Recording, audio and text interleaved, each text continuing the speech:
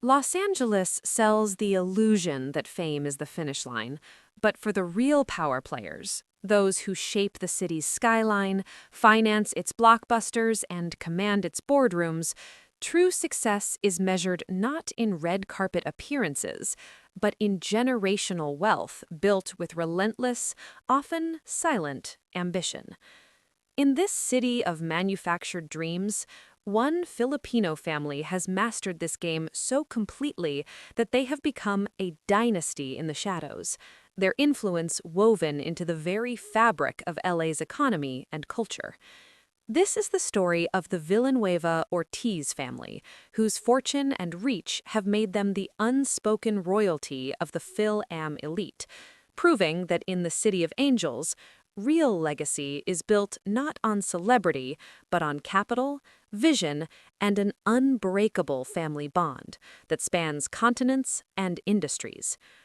The foundation of this empire was laid not in the glitz of Hollywood, but in the pragmatic, sweat-drenched world of post-war California construction. The patriarch, Lorenzo Enzo Villanueva, arrived in Los Angeles in 1958 as a young civil engineer from Cebu. He carried with him not just a degree, but a survivor's instinct honed in the aftermath of World War II in the Philippines. He saw Los Angeles not as a land of stars, but as a sprawling, growing organism in desperate need of a stronger skeleton. While others chased flashy architectural projects, Enzo focused on a critical, unglamorous niche: seismic retrofitting and specialized industrial engineering. California, sitting on the volatile Pacific Ring of Fire, was perpetually anxious about the big one. After the 1971 Sylmar earthquake, building codes underwent a massive overhaul. Enzo's small firm, Villanueva Engineering and Construction, VEC, positioned itself as the expert in making buildings not just compliant, but truly resilient. His team pioneered techniques in base isolation and shear wall construction for commercial buildings. The business model was simple: do the most technically difficult, liability-heavy work that the big mainstream firms avoided. This built a reputation for indispensable reliability. VEC didn't build the iconic skyscrapers of Bunker Hill. They were the ones the developers secretly called at night when they needed to guarantee their $500 million tower wouldn't become a lawsuit in the next tremor. This boring, essential, and exceptionally high-margin work generated the family's first fortune, a pool of capital that was rock solid, just like the buildings they reinforced. The true exponential growth, however, came from the strategic and financial genius of his wife, Isabel Ortiz Villanueva. A brilliant numbers mind from a prominent Manila family, Isabel viewed the steady cash flow from VEC not as an endpoint, but as dry powder for a much larger war. While Enzo ensured the city stood tall, Isabel began to aggressively acquire its undervalued bones. In the 1980s, as Los Angeles struggled with crime and urban flight, she saw past the decay. She directed capital into what were then considered no-go zones: the desolate warehouses of the downtown arts district, the sprawling industrial yards of Vernon, and the sleepy, low-rise stretches of North Hollywood. Her vehicle was Ortiz Holdings, a privately held real estate investment trust she controlled. She was patient, buying parcels from desperate owners, often through intermediaries to avoid price inflation. Her thesis was the inevitability of urban growth and the finite nature of land. She wasn't just buying property, she was buying future zip codes. Today, that once controversial portfolio is a crown jewel. It includes over 4 million square feet of prime commercial and mixed-use space. Their most famous asset is the MetroTech Plaza in downtown LA, a sleek, renovated complex that houses trendy tech startups and creative agencies, a property whose value has increased over 5,000% since its acquisition. Isabel's real estate moves transformed the family from wealthy contractors into major institutional landlords, their wealth now tied to the perpetual appreciation of the city itself. The seamless transfer of power and vision to the second generation is where the Villanueva Ortiz story becomes a masterclass in modern dynasty building. The heirs, led by twins Michael Villanueva and Camille Villanueva del Rosario, did not rest on their portfolio. They used it as a launchpad to conquer new frontiers. Michael, with an MBA from Stanford and a relentless drive, moved the family boldly into the world of high finance and private equity. He founded MavCap Partners, which quickly gained a reputation for shrewd, disciplined leveraged buyouts in the unsexy but vital middle market. Think regional hospital networks, cold storage logistics companies, and specialty food manufacturers. But Michael's true legacy is his deep, strategic focus on the Filipino diaspora as an engine of innovation. He created a dedicated venture arm within MavCap that exclusively funds Filipino and Phil-Am-founded startups. This is not charity, it's brilliant, culturally savvy investing. He identified a gap: brilliant Filipino engineers and entrepreneurs lacking access to sophisticated, culturally understanding capital. MavCap's venture portfolio now includes stakes in a revolutionary blockchain-based remittance platform that undercuts traditional fees, a biotech firm in San Diego researching genetic markers for diseases prevalent in Southeast Asia, and one of the fastest-growing cloud kitchen brands in the Southwest. This strategy has made the Villanueva Ortiz family the central node in the Phil-Am business ecosystem, generating immense financial returns while building an army of loyal, successful protégés who see them as patrons and partners. Camille, his twin, is the family's conduit to soft power and cultural capital.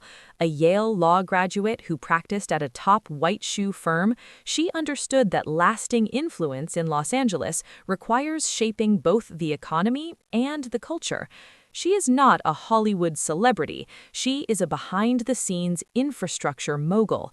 She quietly assembled a controlling stake in Apex Digital Studios, a massive state-of-the-art production complex in Alameda that is now a primary hub for Netflix and Amazon series, generating tens of millions in steady revenue. More crucially, she is the architect of the family's media empire. Through the Luzon Media Group, she owns the largest network of Filipino-language radio stations in the United States, key digital news and lifestyle sites catering to the diaspora, and a significant piece of a fast-growing streaming platform focused on Asian content. This media control does two things. It prints money from a dedicated, growing audience, and it gives the family the unparalleled ability to shape narratives, promote allies, and gently guide the community's political and consumer behavior. It is influence monetized. Their lifestyle is the definitive expression of old money stealth in a new money town. You won't find them on the VIP list of the latest celebrity hotspot. Their world is one of curated privacy and profound substance. Their primary residence is a 12-acre compound in The Oaks in Calabasas, one of the most secure and understated enclaves in Southern California. The property is less a mansion and more a self-sustaining estate. The main house is a masterpiece of California ranch architecture, updated with minimalist Japanese influence. Separate guest houses host visiting family and executives from Manila. The grounds include a fruit orchard, an organic vegetable garden that supplies their private chef, a tennis court, and a stunning climate-controlled private gallery that houses Isabel's world-class art collection, where a Mark Rothko painting might hang beside a seminal work by Filipino national artist Federico Aguilar Alcuaz. Their security is handled by a team of former intelligence operatives, invisible but omnipresent. Their philanthropy is equally strategic and monumental. They don't just write checks, they build permanent institutions to carry their name. Their nine-figure gift created the Villanueva Ortiz Center for Southeast Asian Studies at UCLA, now a global leader in diaspora and regional research. They funded the entire new wing of the cardiology department at Children's Hospital Los Angeles. Each act of giving is a calculated brick in the monument of their legacy, embedding their name into the city's civic and academic infrastructure. What truly makes them the richest and most powerful Filipino family in Los Angeles is the perfect self-reinforcing ecosystem they have built. The construction business, VEC, generates stable cash and deep ties to physical infrastructure. The real estate empire, Ortiz Holdings, turns that cash into ever-appreciating hard assets. The private equity and venture capital arms, MavCap, deploy the wealth into high-growth sectors and lock in the loyalty of the next generation of innovators. The media and entertainment holdings, Luzon Media and Apex Studios, control the narrative and generate cultural influence. Each arm feeds and protects the others, creating a web of financial, social, and political capital that is virtually impervious to market cycles or scandals. They have masterfully leveraged their Filipino heritage not as a limiting ethnic label, but as a strategic advantage, a built-in network, a cultural fluency, and a compelling story of diaspora success. In a city obsessed with the fleeting glow of fame, the Villanueva Ortiz family has constructed something far more durable, a legacy of concrete, capital, and culture that will loom over Los Angeles for generations to come. Their story proves that the ultimate finish line isn't being known by everyone, it's knowing and quietly shaping everything that matters. The true depth of the Villanueva Ortiz family's power in Los Angeles is not found on their balance sheets, but in the quiet, deliberate ways they have woven themselves into the city's unshakable foundations. Their influence operates like the seismic reinforcements Enzo pioneered, unseen by the public, but absolutely critical to the structural integrity of the systems that govern LA's growth, politics, and culture. This second chapter delves into the mechanics of their soft power, the boardrooms they command, the political alliances they cultivate, the next generation they are sculpting, and the delicate, high-stakes dance of maintaining a low profile while wielding immense authority. It's a story of how a family from the Philippines learned to master not just American capitalism, but the very art of American influence. The boardroom strategy, a silent presence in corporate America. While the family avoids the spotlight, their presence in corporate governance is a testament to their institutional respectability. Michael Villanueva holds a coveted seat on the board of Pacific Western Bancorp, a major regional bank with deep ties to commercial real estate and entertainment financing. This is not an honorary position. It gives the family direct insight into and influence over the flow of debt capital in Southern California. They know which developments are getting funded before the ground is broken. Camille, leveraging her legal and media expertise, sits on the board of Aero Vantage, a cutting-edge aerospace logistics company with Defense Department contracts. This move connects them to the massive defense tech economy centered in Los Angeles and positions them at the intersection of national security and advanced technology. These board seats are chosen not for prestige, but for strategic intelligence and network expansion.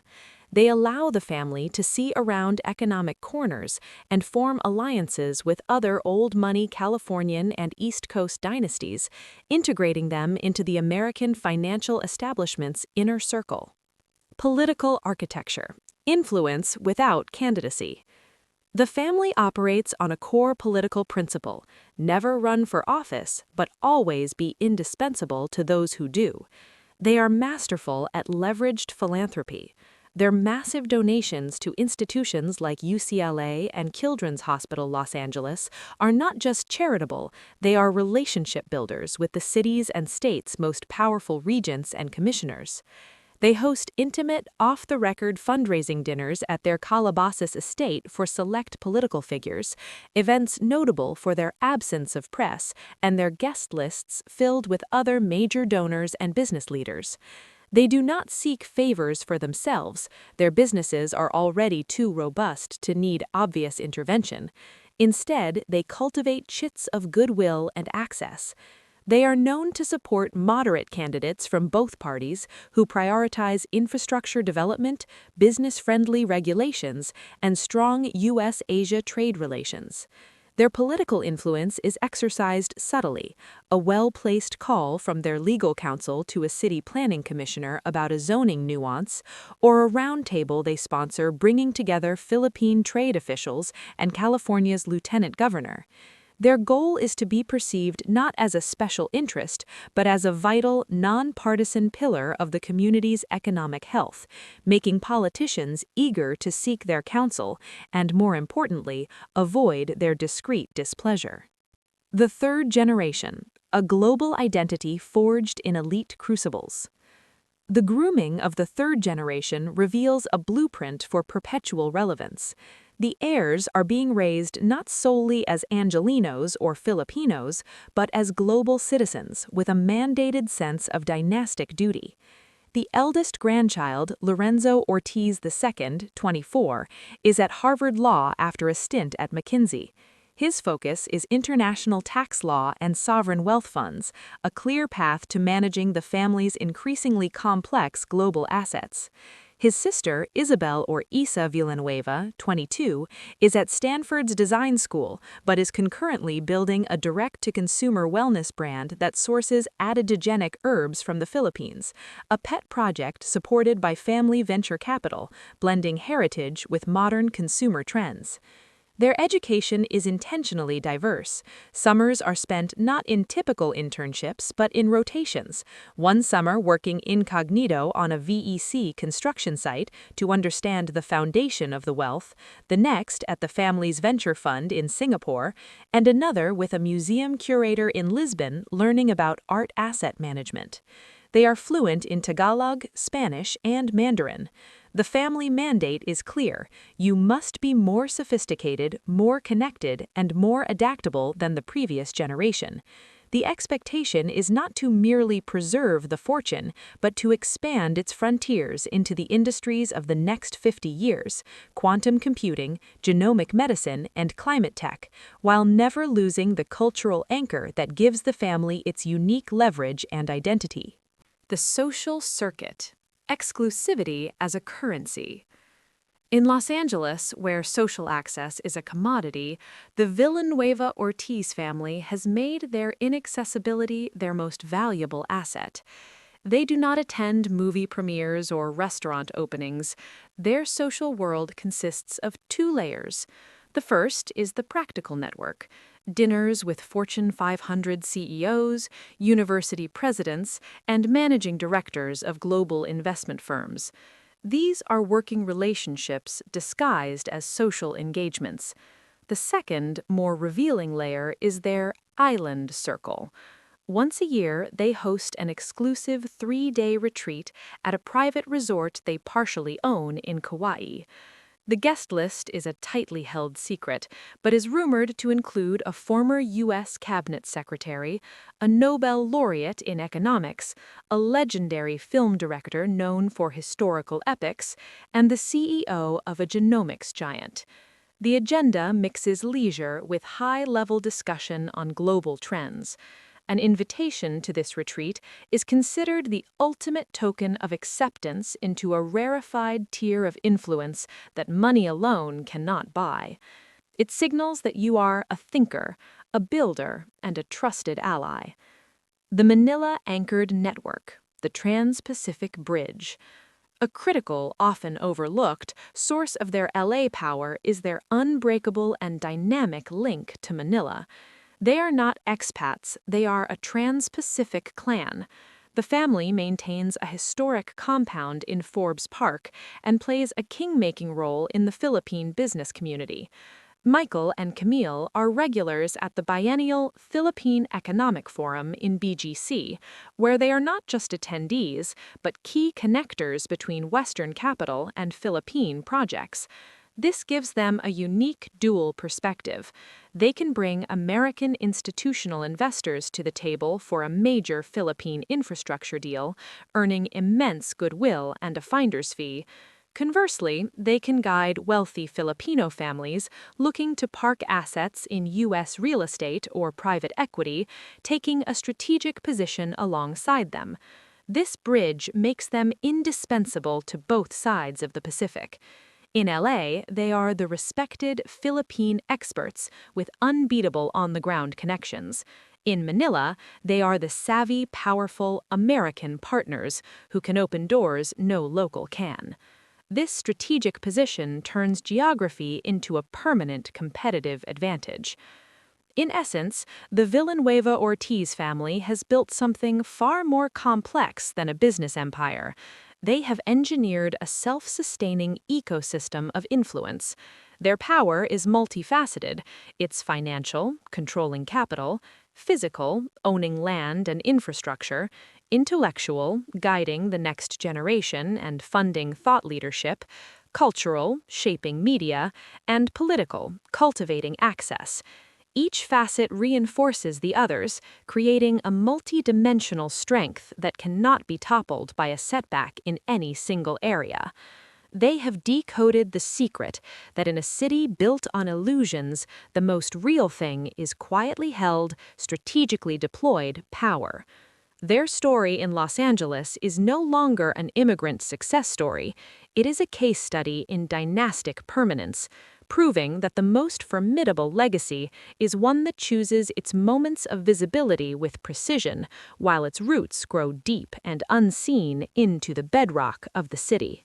To understand the final layer of the Villanueva-Ortiz dynasty is to move beyond their assets and influence and into the philosophy that binds it all together, the conscious construction of a legacy designed to outlast individuals, economic cycles, and even national borders. This isn't just about preserving wealth, it's about architecting a form of familial sovereignty. The final chapter examines the family's most guarded strategies, their unique approach to conflict, their intricate succession planning, the subtle cultivation of their public myth, and the looming question of whether such a carefully engineered empire can withstand the unpredictable pressures of the 21st century.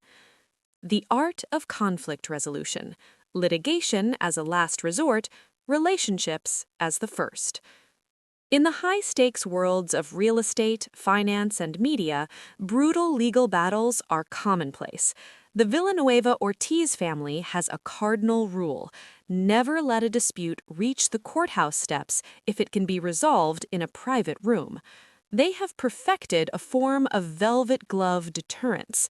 Their immense legal firepower, retaining top partners from firms like Gibson Dunn and Latham and Watkins on permanent retainer, is not for launching lawsuits, but for ensuring they never have to.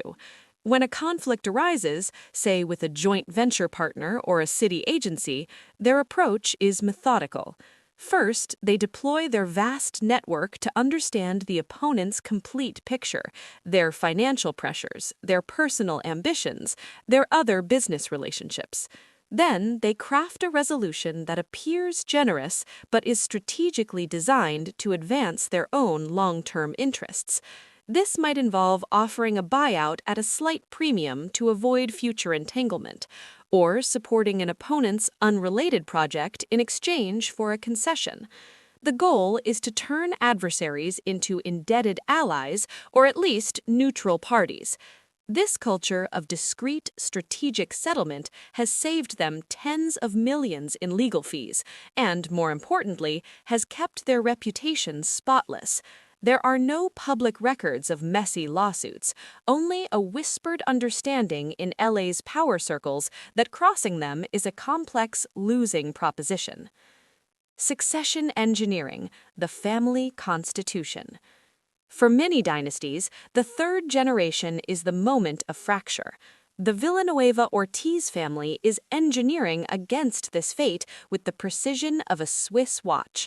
Their succession plan is codified not just in wills, but in a living family constitution, a dynamic, confidential document overseen by a private family office with a dedicated governance director. Key provisions include merit-based leadership. Family members are not guaranteed executive roles. They must earn them through external achievement, for example, Renzo needing to become a partner at a major law firm or build a $100 million business of his own before being considered for MAVCAP leadership. The Family Council, a formal board including the patriarch or matriarch, the second-generation leaders, two trusted non-family executives, and an independent chair, often a retired judge or Nobel-winning economist, makes all major strategic decisions. Emotions are checked at the door. Decisions are data-driven. The liquidity mechanism.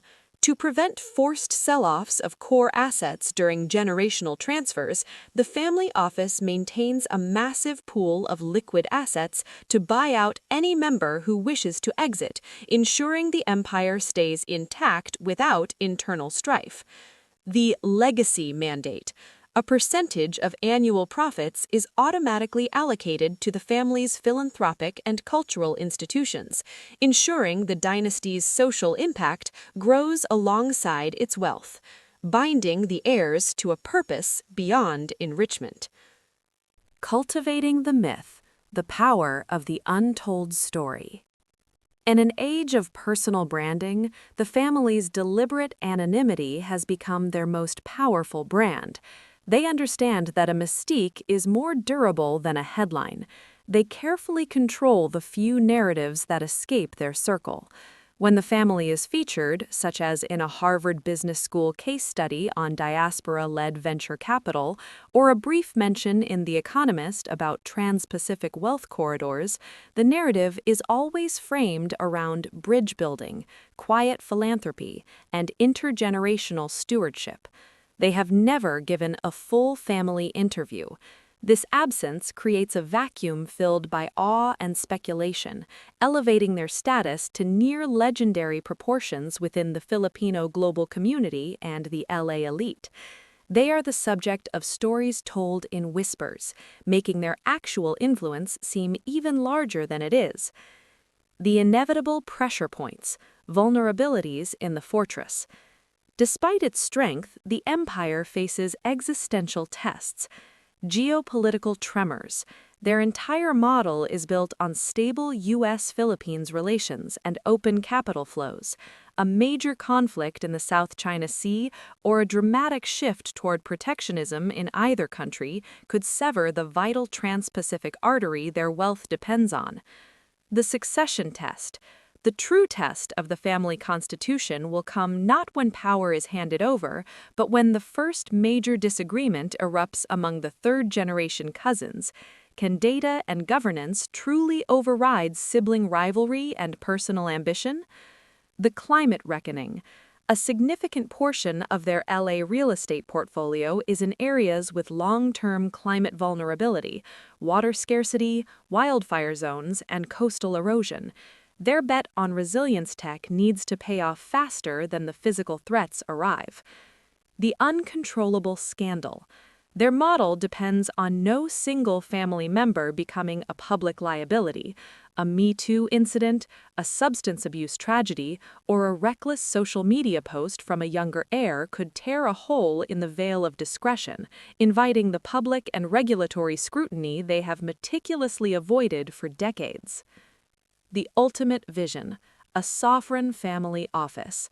The endgame for the Villanueva-Ortiz family appears to be the evolution of their structure into something resembling a sovereign family office. This is a concept moving beyond investing to actively managing a self-sustaining ecosystem. They are exploring direct investments in water rights and sustainable energy to insulate their estates. They are building a private educational track for their heirs with customized curricula from elite tutors.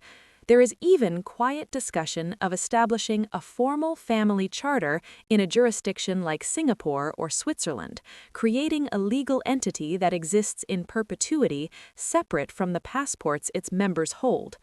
The goal is to reduce their dependency on any single nation-state, making the family itself the primary institution. In conclusion, the Villanueva Ortiz family represents the apex of a modern evolution, from immigrant strivers to industry builders to financial engineers and now to legacy architects. They are playing a centuries-long game in a city obsessed with the immediate. Their story in Los Angeles is no longer about money. It is a meticulous, ongoing experiment in whether a family can design its own destiny with such mastery that it transcends the chaos of history, politics, and human nature itself. They have built more than an empire. They have built a blueprint for dynastic immortality. The final question is not about their wealth, but whether the world they are so carefully constructing can remain forever insulated from the unpredictable, messy world outside their dates. The ultimate testament to the Villanueva Ortiz family's power is not found in what they own, but in what they have become, a permanent, living institution seamlessly integrated into the architecture of Los Angeles and the Trans-Pacific Corridor. This chapter moves beyond their balance sheets and boardrooms to examine the sophisticated, often invisible systems they have engineered to future-proof their legacy.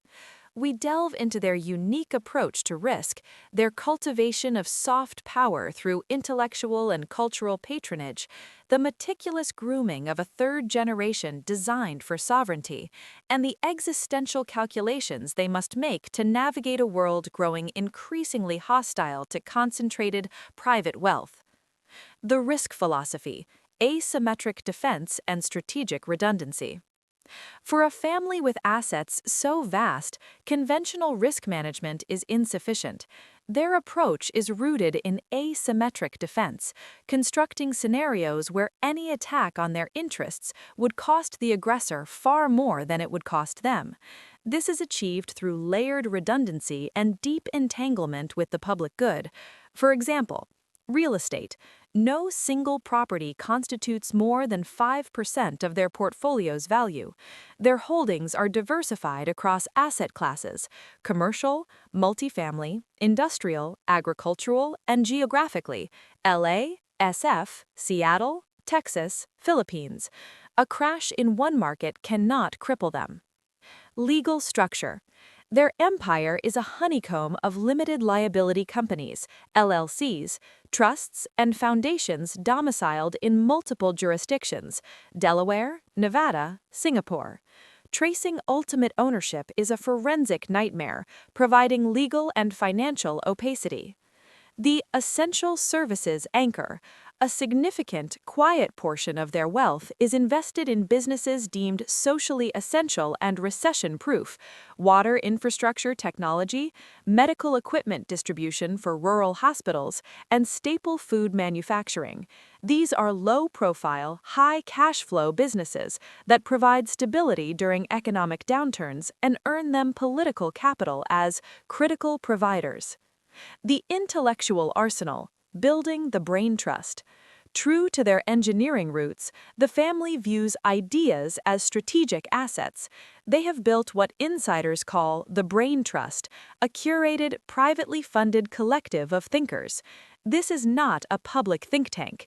It is an invitation-only salon that meets quarterly, alternating between their Calabasas compound and a private lodge in Big Sur. The membership is a closely guarded secret, but is known to include a retired Supreme Court justice who advises on constitutional challenges to wealth taxes, a leading climatologist from Caltech modeling long-term climate risks to their global asset portfolio, a former director of national intelligence providing geopolitical risk briefings, a Nobel-winning behavioral economist consulting on the psychology of succession for the third generation, a philosopher-ethicist from Oxford who leads discussions on the moral responsibilities of dynastic wealth. The family pays staggering honoraria for this counsel, but the return is an unparalleled anticipatory understanding of complex systemic risks. They are not just reacting to the world, they are modeling its future trajectories. The third generation, sovereignty grooming. The education of the heirs, Renzo, Isa, and their cousins, is a curriculum in modern sovereignty. It extends far beyond elite universities. Digital sovereignty. Each heir undergoes training with a former Israeli cybersecurity agency official on operational security, OPSEC, digital footprint eradication, and secure communication. They learn to manage cryptocurrency wallets and navigate decentralized finance platforms, understanding financial systems that exist outside state control. Physical sovereignty. They complete wilderness survival training and executive protection courses. The goal is not paranoia, but the cultivation of a mindset of self-reliance and an understanding of personal security from the ground up. Diplomatic protocol. The heirs spend a summer attached to the Philippine Trade Mission at the UN or the consulate in Los Angeles, learning the nuances of informal statecraft and how to represent family interests in quasi-diplomatic settings. The blank check test. At age 25, each heir is given a controlled but substantial sum of capital, rumored to be $5 million, with a single mandate. Multiply this without using the Villanueva Ortiz name, network, or existing businesses. Report back in 3 years. The exercise forces them to develop their own judgment, network, and entrepreneurial identity, separate from the dynasty's halo. Cultural patronage as soft power grid. Their cultural investments are a deliberate, long-term play for hearts, minds, and historical legacy. They understand that influencing culture is the deepest form of power. The Modern Terno Project. They fund a design competition and global touring exhibition to reinvent the Filipino national dress, the terno, for the 21st century, hiring avant-garde fashion houses and traditional weavers to collaborate. This positions the family as the custodians of a living heritage. Film as geopolitics. Through Luzon Media, they are financing a prestige historical drama series about the pre-colonial Philippine archipelago, produced with HBO-level budgets and talent. The goal is to seed a grand, sophisticated narrative of Philippine history into the global mainstream, countering reductive stereotypes and fostering national pride that subtly reflects well on its patrons. The Culinary Diplomacy Network. Cucina Moderna is just the flagship. They are creating a foundation that grants low-interest loans to talented Filipino chefs worldwide to open restaurants, creating a global network of culinary outposts that, intentionally or not, become informal hubs for the diaspora elite and cultural influencers. The Existential Calculations. Navigating the Anti-Weather Storm. The family's senior strategists are obsessed with two looming anti-wealth storms: the rising global tide of populist sentiment against billionaires and the potential for revolutionary tax policy. Their mitigation strategy is proactive and multifaceted. The "we create more than we extract" narrative.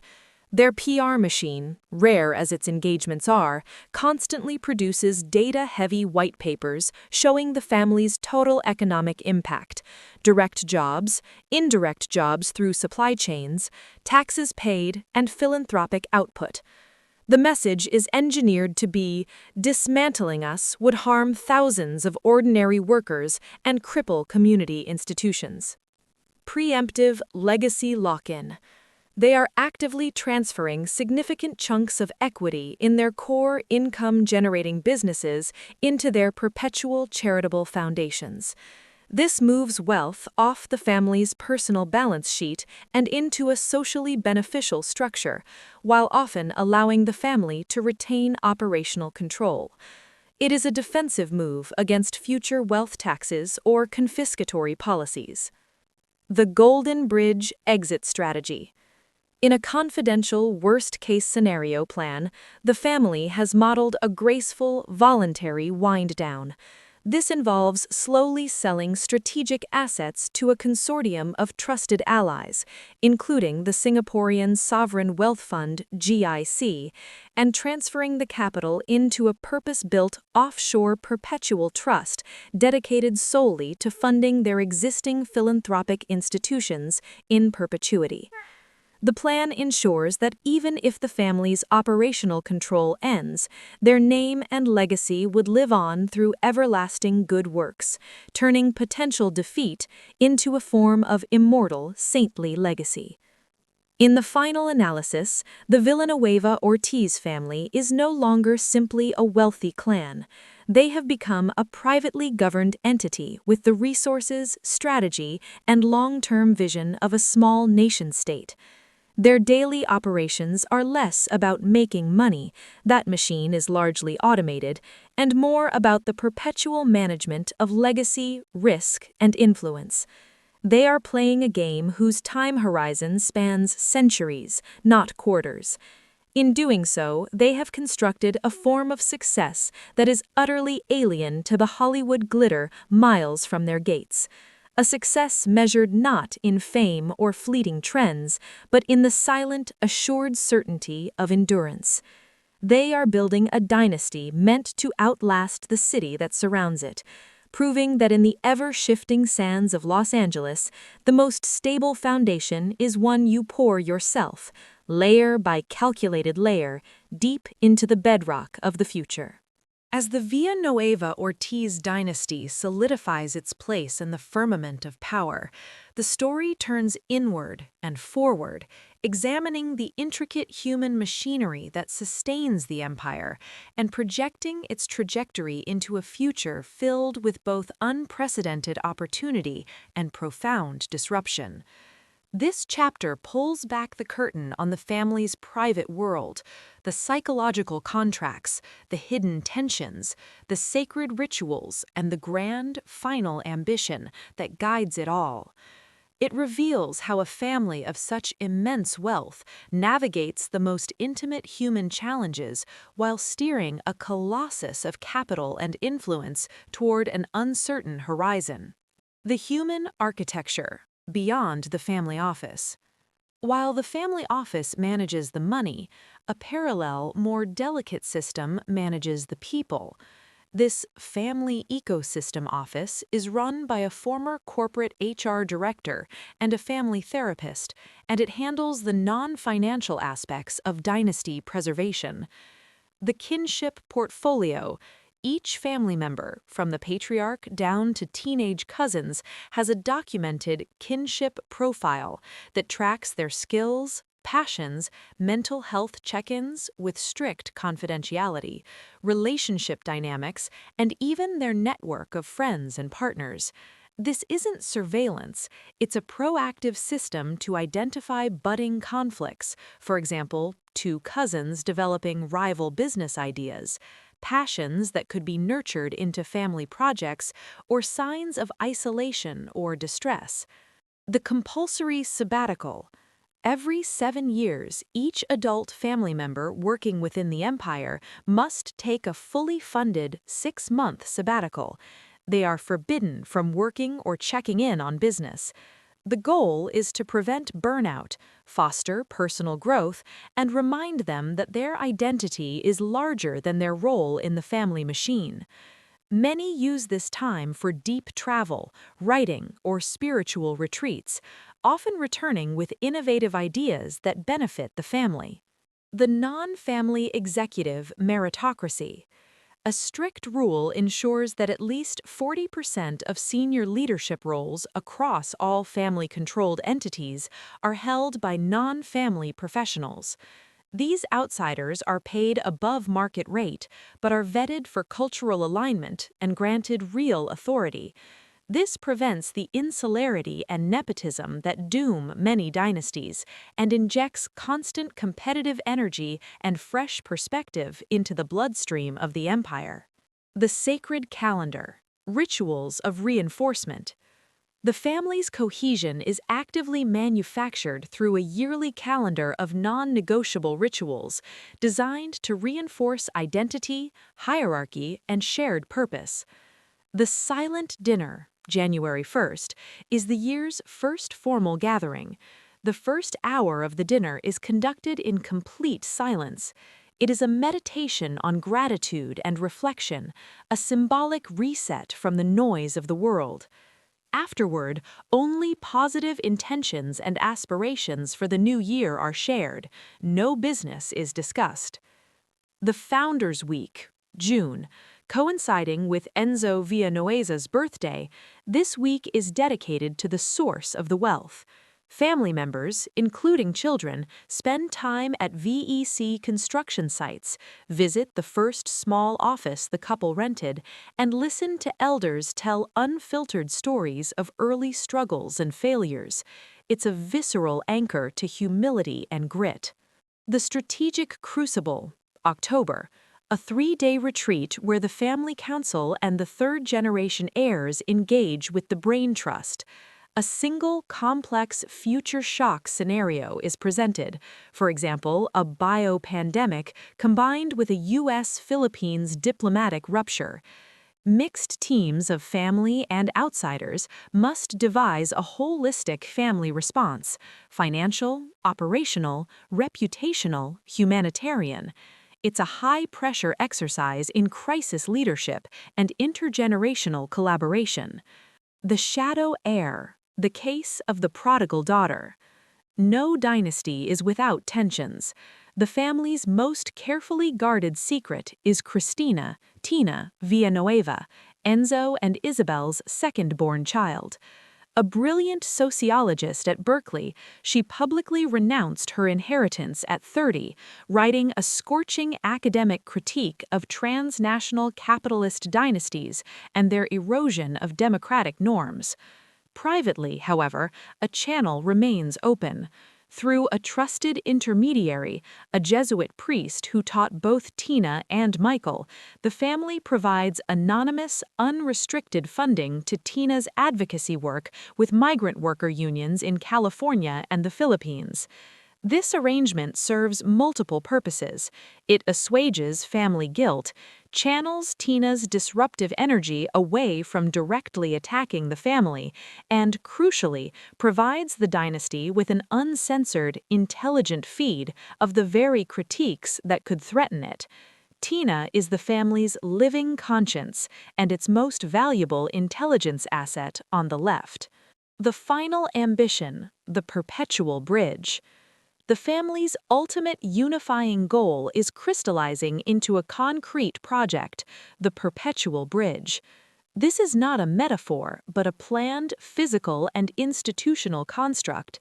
The vision has 3 pillars. The physical bridge, the Luzon link. The family is in early, confidential talks with consortia to privately finance and build a landmark bridge tunnel connector between Luzon and Visayas in the Philippines, a mega project that would transform the nation's economy. They wouldn't just finance it, they would structure it as a 100-year, privately held public utility, guaranteeing the family a perpetual, stable revenue stream and a legacy as nation builders etched literally into the archipelago's geography. The digital bridge, the diaspora protocol. Leveraging their tech investments, they are funding the development of a blockchain-based digital identity and financial platform for the global Filipino diaspora. This diaspora protocol would allow seamless, ultra-low-cost remittances, investment in Philippines small businesses, and even digital voting on community projects. It would position the family as the architects of the diaspora's financial and social nervous system, creating a platform of unimaginable scale and influence. The biological bridge, the family genome vault. In a move that borders on science fiction, the family has quietly funded a leading biotech firm to sequence and cryogenically preserve the complete genomes of all consenting family members. The stated purpose is proactive healthcare, predicting and preventing heritable diseases for generations to come. The unspoken subtext is a statement of biological permanence, a declaration that the family line, its very genetic code, is an asset to be preserved and optimized alongside its financial and cultural capital. Facing the sunset, the mortality of the founders.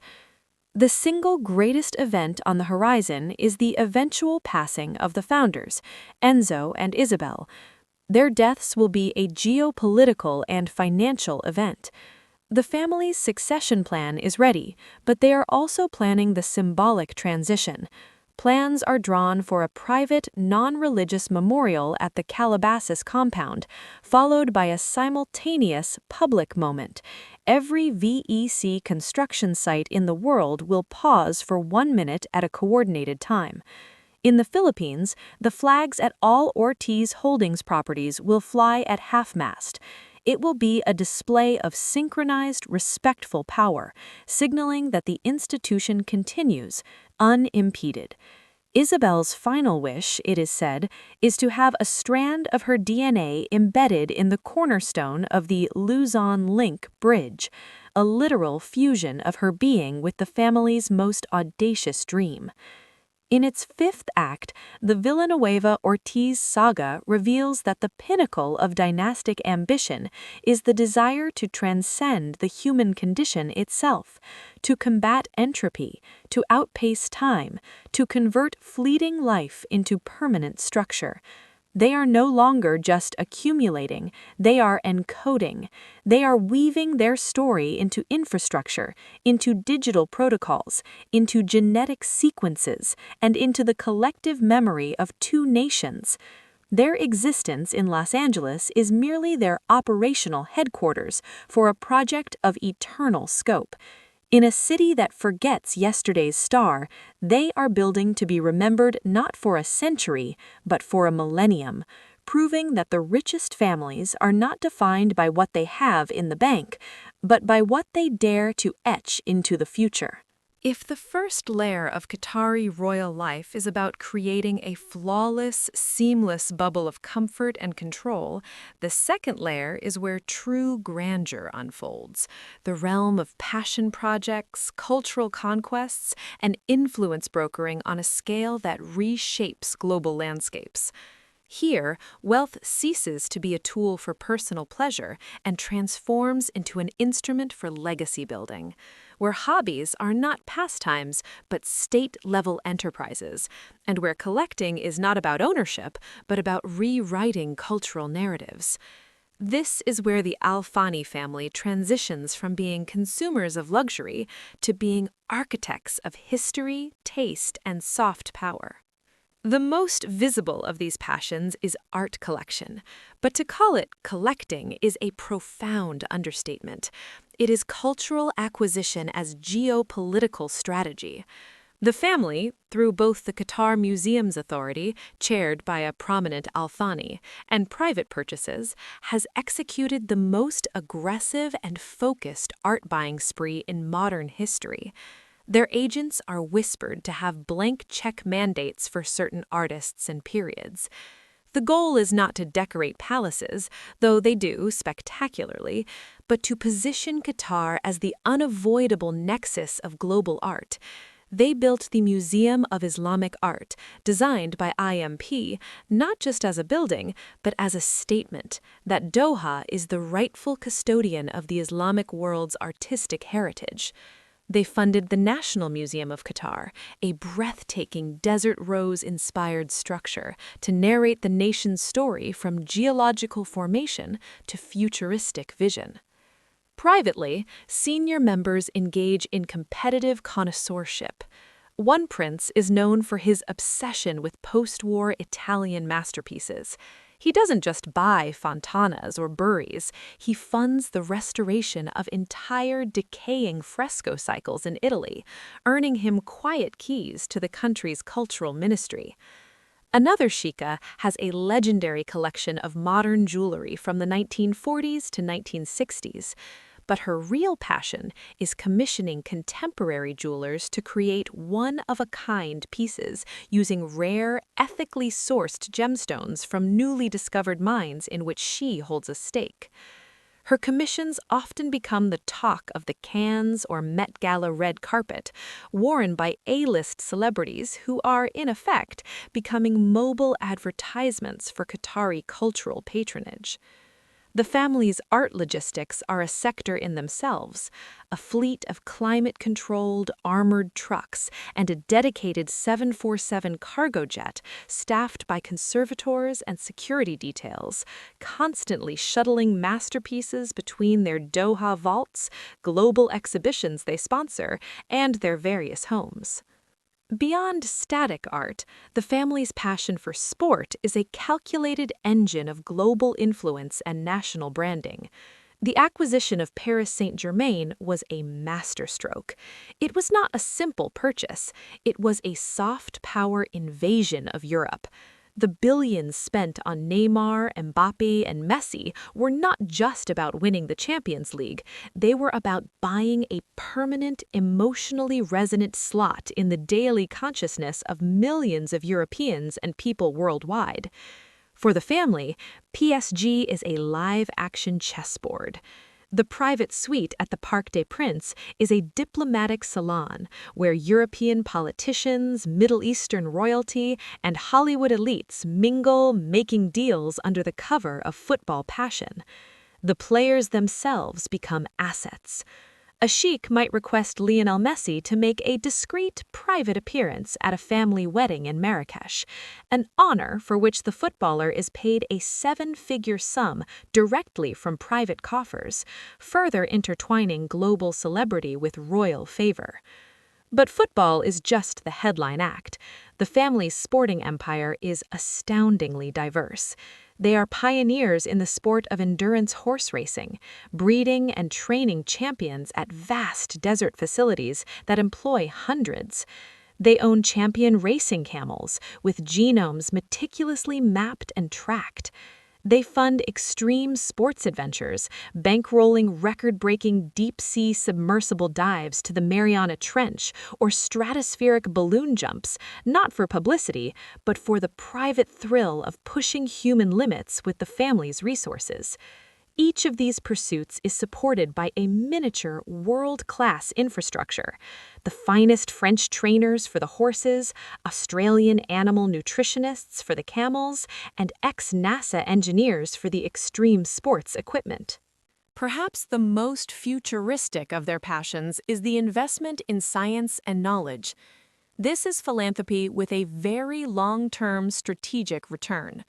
The family, through the Qatar Foundation, has essentially built a city of knowledge, Education City, from scratch on the outskirts of Doha. It houses branch campuses of Georgetown, Northwestern, Carnegie Mellon, and Weill Cornell Medicine.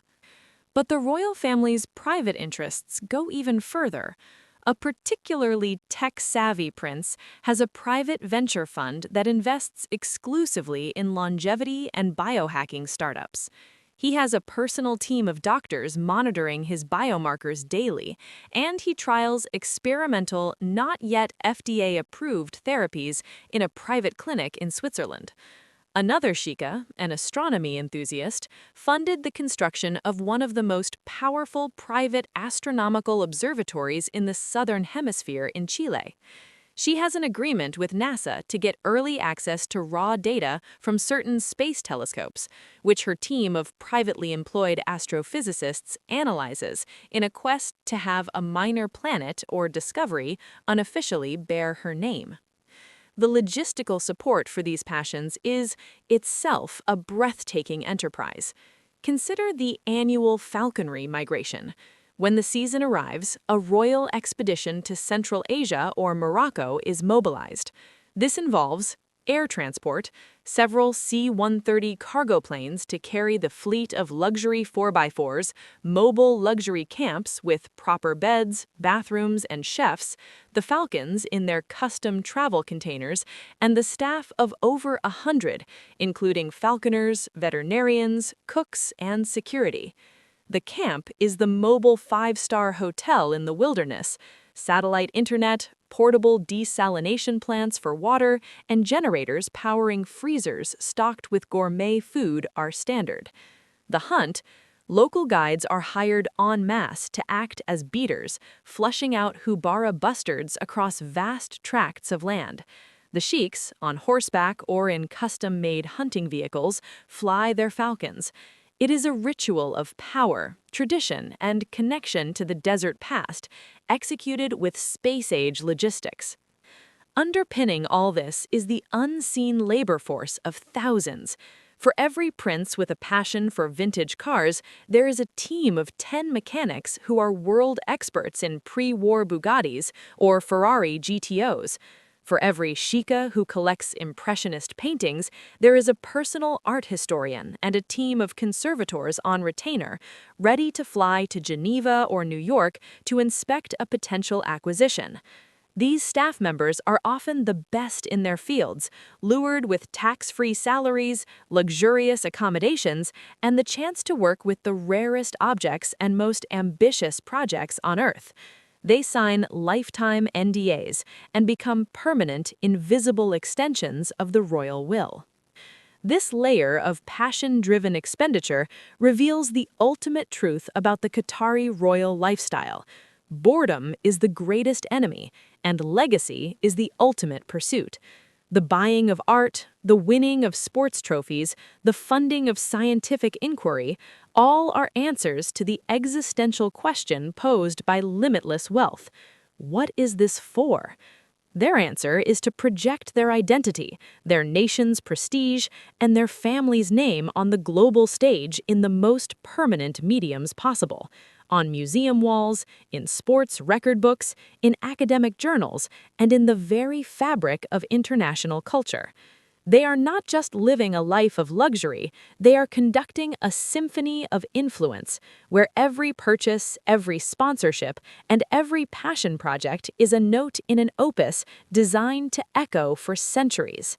In Part 3, we will descend into the most private sanctum, the family dynamics, the hidden pressures, and the astonishing security apparatus that protects this entire universe of unimaginable privilege.